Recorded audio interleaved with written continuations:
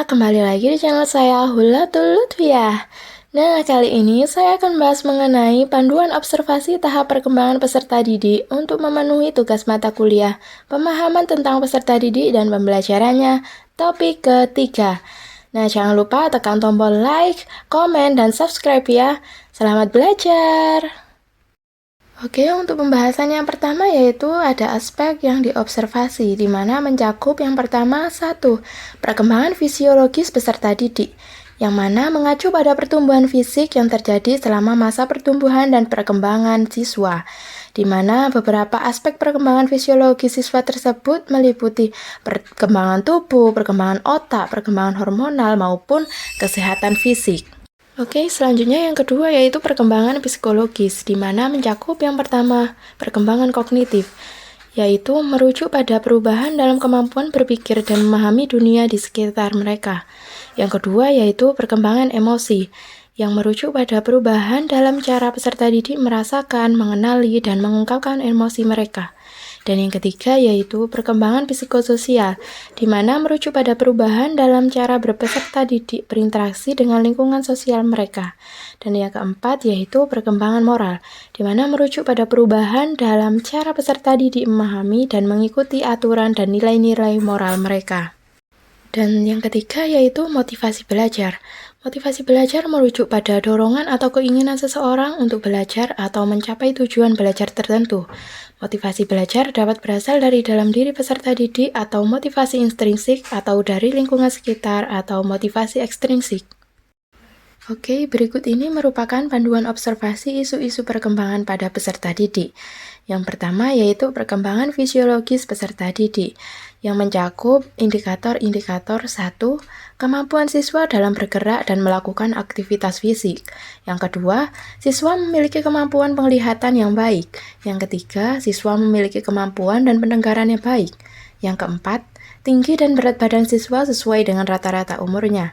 Yang kelima, siswa memiliki gigi yang sehat dan tidak mengalami masalah seperti karises, gusi berdarah, atau gigi goyah. Dan yang keenam yaitu siswa tidak mengalami masalah kulit seperti gatal, ruam, atau infeksi. Dan yang ketujuh yaitu siswa mampu menjaga kebersihan dirinya. Oke, selanjutnya yang kedua yaitu perkembangan psikologis peserta didik, yaitu aspek kognitif, di mana indikator-indikatornya yaitu 1. Siswa mampu mengungkapkan pendapat atau ide atau argumentasi dalam berkomunikasi.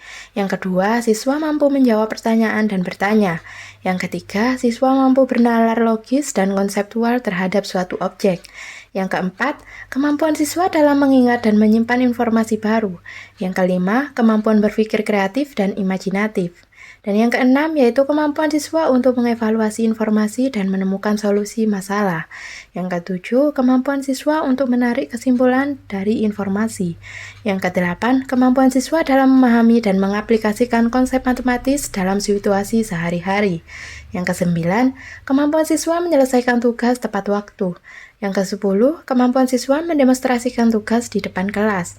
Dan yang terakhir yaitu kemampuan siswa berhitung dengan baik.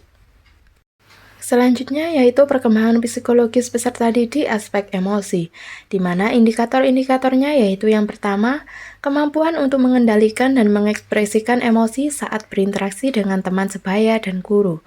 Yang kedua, kemampuan untuk memahami dan merespon dengan tepat terhadap perasaan teman sebaya. Yang ketiga, kemampuan untuk mengatasi emosi negatif saat menghadapi tekanan dan tantangan dalam belajar. Yang keempat, kemampuan untuk menunjukkan empati terhadap teman sebaya. Yang kelima, kemampuan untuk beradaptasi dengan situasi dan lingkungan. Yang keenam, tidak mudah tersinggung terhadap perkataan teman sebaya, guru, maupun orang lain. Kemampuan untuk mengikuti pembelajaran dengan kondusif. Dan yang ketujuh yaitu dapat mengakui dan meminta maaf ketika memiliki kesalahan. Oke, selanjutnya yaitu perkembangan psikologis peserta didik aspek psikososial, di mana indikator-indikatornya yang pertama yaitu interaksi sosial dengan teman sekelas dan guru. Yang kedua, kemampuan untuk bekerja sama dan berkoordinasi dengan teman sekelas. Yang ketiga, kemampuan untuk menyelesaikan masalah dan beradaptasi dengan situasi baru. Yang keempat, kemampuan untuk memahami dan mempraktikkan norma dan nilai sosial. Yang kelima, kemampuan untuk mengekspresikan perasaan dan emosi secara efektif. Yang keenam, kemampuan untuk membangun dan memelihara hubungan interpersonal yang positif. Yang ketujuh, kemampuan untuk memahami dan mempraktikkan empati terhadap orang lain. Dan yang kedelapan yaitu kemampuan untuk memahami dan mempraktikkan peran dan tanggung jawab sosial. Selanjutnya yaitu perkembangan psikologis peserta didik aspek moral, di mana indikator-indikatornya meliputi yang pertama, kemampuan untuk membedakan antara yang benar dan salah. Yang kedua, kemampuan untuk memahami dan mempraktikkan empati terhadap orang lain. Yang ketiga, patuh dan menghormati guru dan orang lain. Yang keempat, kemampuan untuk memahami dan mempraktikkan prinsip-prinsip keadilan dan kejujuran. Yang kelima, kemampuan untuk menggunakan bahasa yang sopan dan santun dalam sehari-hari. Yang keenam, mampu berperilaku disiplin baik dalam kegiatan belajar maupun dalam hal lain seperti kehadiran. Yang ketujuh, mengucapkan tolong dan terima kasih ketika meminta maupun menerima bantuan. Yang kedelapan, tidak berkata kotor maupun kasar. Yang kesembilan, mau menerapkan 5S, yaitu salam, senyum, sapa, sopan, dan santun. Dan yang ke-10, mematuhi peraturan di sekolah dengan baik.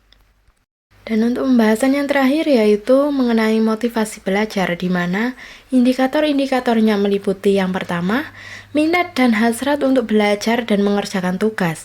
Yang kedua, kemampuan untuk memusatkan perhatian dan mempertahankan konsentrasi. Yang ketiga, kemampuan untuk mengatasi rintangan dan kesulitan dalam belajar. Yang keempat, kemampuan untuk beradaptasi dengan situasi dan lingkungan belajar yang baru. Yang kelima, kemampuan untuk memahami dan mempraktikkan tujuan dan manfaat dari belajar. Yang keenam, kemampuan untuk memahami dan mempraktikkan prinsip-prinsip belajar yang efektif. Yang ketujuh, memiliki keingintahuan yang tinggi. Yang kedelapan, tidak mudah putus asa dalam melakukan sesuatu. Dan yang kesembilan yaitu kemampuan untuk memanfaatkan waktu luang dengan belajar. Sekian pembahasan dari saya. See you next letter.